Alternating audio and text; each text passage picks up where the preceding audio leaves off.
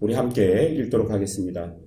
예수께서 들으시고 배를 타고 떠나사 따로 빈들에 가시니 무리가 듣고 여러 고을로부터 걸어서 따라간지라. 예수께서 나오사 큰 무리를 보시고 불쌍히 여기사 그 중에 있는 병자를 고쳐주시니라. 저녁이 되매 제자들이 나와 이르되 이곳은 빈들이요 때도 이미 저물었으니 무리를 보내어 마을에 들어가 먹을 것을 사 먹게 하소서. 예수께서 이르시되 갈 것 없다. 너희가 먹을 것을 주라. 제자들이 이르되 여기 우리에게 있는 것은 떡 5개와 물고기 2마리 뿐이니이다. 이르시되 그것을 내게 가져오라 하시고 무리를 명하여 잔디 위에 앉히시고 떡 5개와 물고기 2마리를 가지사 하늘을 우러러 축사하시고 떡을 떼어 제자들에게 주시매 제자들이 무리에게 주니 다 배불리 먹고 남은 조각을 12바구니에 차게 거두었으며 먹은 사람은 여자와 어린이 외에 5,000명이나 되었더라. 아멘. 세례 요한이 죽었다는 소식을 들으시고 예수님께서 배를 타고 떠나 빈들로 가셨습니다. 그런데 무리가 듣고 여러 고을로부터 걸어서 예수님께로 나아옵니다. 예수님은 그들을 불쌍히 여기십니다. 이 내용이 나온 13절과 14절은 그 시대의 상황을 말해주는 구절이라고 할 수 있습니다. 죽을 일이 아니었는데 어처구니 없이 죽은 세례 요한의 죽음을 통해서 그 시대 왕과 종교 지도자들이 얼마나 하나님의 말씀을 무시하고 있으며 그 시대의 정치와 종교의 중심이라고 말하는 예루살렘과 성전이 얼마나 하나님과 관계없이 자신의 입속을 채우기 위한 곳인지를 보여주고 있는 것이죠. 예수님은 그런 곳에서 떠나 마치 세례 요한이 하나님의 말씀을 따라 광야로 나아갔던 것처럼 빈들로 나아가신 것입니다. 그리고 무리가 따라오는데 무리가 예수님을 따라 빈들로 오는 것을 통해서 그 시대의 민족의 지도자라 하는 사람들이 하나님의 말씀도 따르지 않았지만 또 백성들에게도 선한 영향력을 미치지 못해 마치 목자 없는 양같이 이리저리 헤매고 유리하는 것을 보여주고 있는 것 같습니다. 하나님의 말씀이 없는 곳, 그것이 아무리 화려해도 우리에게 줄 수 있는 은혜는 없습니다. 오히려 그것은 우리에게 헛된 희망과 절망을 줄 수밖에 없을 것입니다. 그렇게 목자 없는 양같이 예수님을 따라 아무것도 없는 빈들로 나온 자들에게 예수님은 긍휼과 은혜를 베풀어 주십니다. 14절을 보면 병자를 고쳐주셨고 15절부터를 보면 오병이어의 기적을 베풀어 주셨습니다. 오병이어의 기적은 구약의 이스라엘 백성들이 광야에서 만나와 메추라기와 같은 생명의 떡을 먹은 그 역사가 실제로 그들의 현실의 삶 속에서 보여지는 기적이었습니다. 아무것도 없는 빈들에서 목자 없는 양처럼 이리저리 헤매는 사람들에게 예수님은 실제의 천국의 잔치를 베풀어 주신 것입니다. 19절을 보십시오.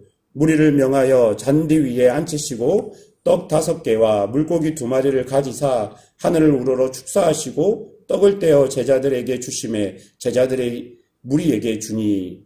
여러분, 이 19절에서 예수님의 행동을 명시하는 4개의 동사가 있습니다. 가지사, 축사하시고, 떼어, 주심에. 여러분, 이 4가지 동사는 예수님이 연회의 주체자가 되신다는 것을 보여주고 있고요.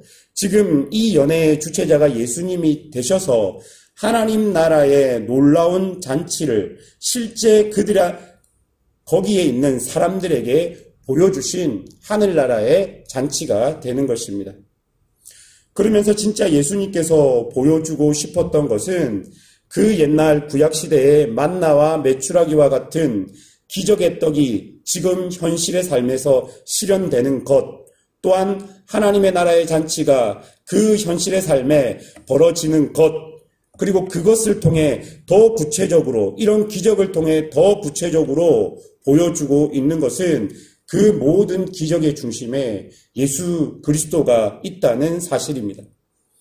그러니까 이런 놀라운 기적을 통해 예수님은 자신이 참 생명의 떡인 것을, 그리고 하나님의 독생하신 아들 그리스도인 것을 그들에게 나타내 보여주고 있는 것입니다. 화려한 성전은 있지만 하나님의 말씀이 없는 그곳을 지키는 지도자들과 아무것도 없는 빈들이지만 하나님의 말씀이 실현되는 그 빈들, 여러분 그것을 오늘 본문은 비교하고 있는 것이죠. 그리고 그곳에 계신 예수님, 그리고 화려한 성전에 있는 종교 지도자를 비교하면서 누가 정말로 하나님의 아들인가를 우리에게 보여주고 있는 것입니다. 사랑하는 여러분, 예수님만이 우리를 인도하는 참 목자이며 우리에게 참 생명을 주는 참 생명의 떡인 것을 우리가 오늘 본문을 통해 보아야 한다는 것입니다. 사랑하는 여러분, 우리가 가지는 신앙의 핵심은요, 하나님입니다.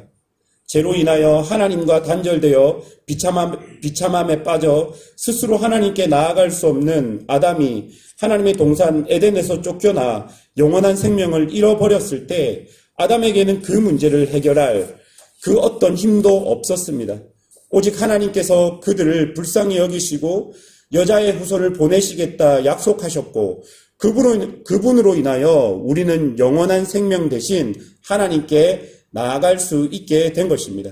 그러므로 우리의 신앙의 핵심이신 하나님께 나아갈 수 있는 유일한 방법은 하나님께서 보내주신 언약의 후손인 예수 그리스도밖에 없음을 우리가 기억해야 하는 것입니다.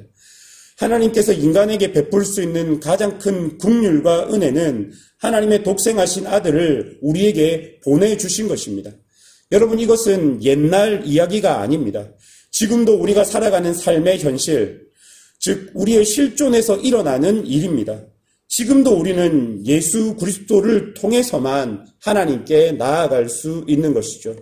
혹시 우리가 드리는 예배, 찬양, 그리고 신앙의 그 어떤 행위에서 그 행위만 도드라지고 그런 행위를 통해 예수님이 아닌 나의 공로에 집중되어 간다면 오늘 13절, 14절에서 보았던 그 시대에 하나님이 없는 성전을 지키고 있었던 종교 지도자들의 모습이 나의 모습이 된다는 것을 기억하셔야 할 것입니다.